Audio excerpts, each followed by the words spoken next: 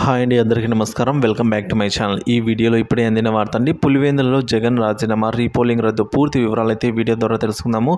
మీరైతే వీడియోని ఎక్కడ కానీ స్కిప్ చేయకుండా ఎండ్ వరకు చూడండి, అప్పుడే పూర్తి ఇన్ఫర్మేషన్ అర్థమవుతుంది. అలాగే వీడియో నచ్చినట్లయితే ఒక లైక్ చేయండి. ఇక ఆలస్యం చేయకుండా వీడియోలోకి అయితే వెళ్ళిపోదాం ఫ్రెండ్స్.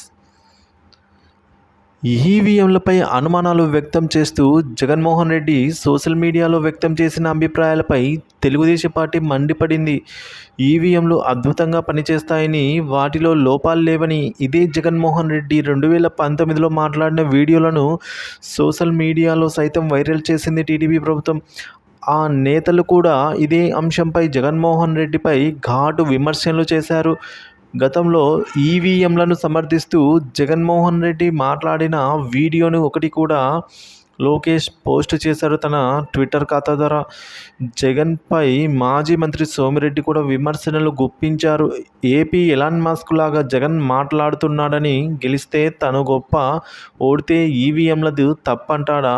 సో 2019 ఎన్నికల్లో తను గెలిచినప్పుడు ఈవీఎంల గురించి తనేం మాట్లాడాడో జగన్ ఒకసారి గుర్తు చేసుకోవాలి. పరనింద చేయకూడదు. ఎక్కడైనా జగన్ ఆత్మవిమర్శలు చేసుకోవాలి అని చెప్పారు.